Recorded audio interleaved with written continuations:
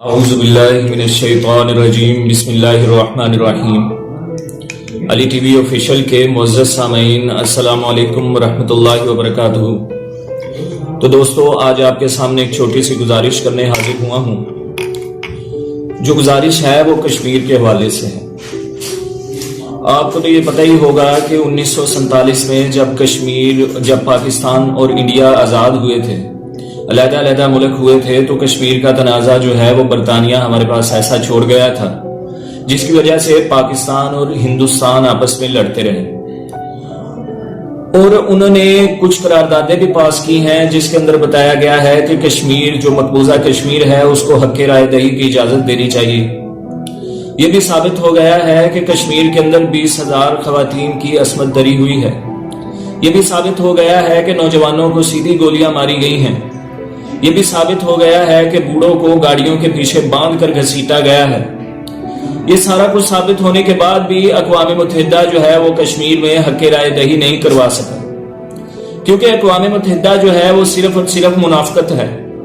صرف اور صرف اگر ان کے فیصلے ہوتے ہیں تو ہانگ کانگ کے لیے ہوتے ہیں، ان کے فیصلے ہوتے ہیں تو سوڈان، امریکہ اور چھوٹی چھوٹی ریاستوں کے لیے ہوتے ہیں۔ تو دوستو، میری آپ سے گزارش ہے کہ کشمیر کو سب سے زیادہ جو ہے، اگر آپ پاکستان کو اپنا ملک سمجھتے ہیں تو کشمیری بھائیوں کو بھی اپنا بھائی سمجھیں، کشمیری بہنوں کو بھی اپنی بہنیں سمجھیں، کشمیری ماؤں، کشمیری جو بوڑھے لوگ ہیں انہیں اپنے بزرگ سمجھ کر ان کے ساتھ چلیں، ان کی آواز کے ساتھ آواز ملائیں، کیونکہ اگر کشمیری جو مقبوضہ کشمیر کے جو لوگ ہیں اگر وہ ہار مان جاتے، انڈیا سے الحاق کر لیتے، تو 1947 کے بعد کتنے سال ان کے اوپر ظلم ہوتے ہو گئے ہیں، لیکن وہ چاہتے ہیں تو آزادی چاہتے ہیں۔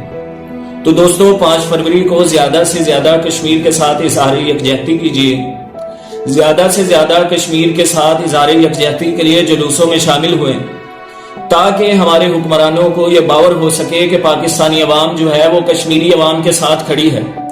یہ صرف تقریروں تک باتیں نہیں چلیں گی، کیونکہ تقریریں تو پہلے بھی بہت لوگ کر چکے ہیں، کچھ عملی اقدامات کرنے چاہیے، کیونکہ تاریخ گواہ ہے کہ جب بھی مسلمان اور کفار کا معرکہ ہوا ہے تو ہمیشہ مسلمانوں کو شمشیر کے علاوہ کبھی بھی فتح حاصل نہیں ہوئی ہے، کیونکہ کفار جو ہیں وہ اندر سے منافق ہیں۔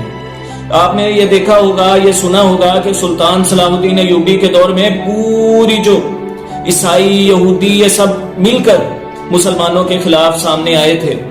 صلیبیوں کی جنگوں کے بارے میں آپ نے سنا ہوگا، لیکن ان کو کیا حاصل ہوا؟ کچھ بھی نہیں۔ سلطان کے سامنے وہ بالکل ہار گئے تھے۔ اس کی صرف ایک وجہ تھی کہ مسلمان قوم متحد تھی۔ آج بھی ہمارے دوستوں، ہمیں متحد ہونے کی ضرورت ہے۔ ہمیں یہ فرقہ وارائیت اور یہ ایران، سعودیہ، یہ سارے جھگڑوں کو چھوڑ کر ہمیں امت مسلمہ کو جو ہے وہ اکٹھا ہونے کی ضرورت ہے۔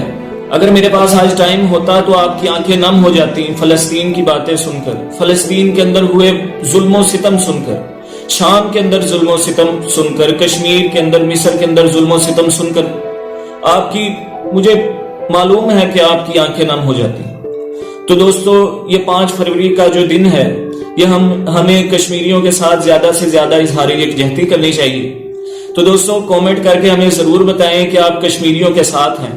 مجھے معلوم ہے کہ پوری قوم جو ہے وہ مسلمان بھی جو ہیں، دنیا کے جس کونے میں بھی مسلمان ہیں وہ کشمیریوں کے ساتھ ہیں، وہ فلسطینیوں کے ساتھ ہیں۔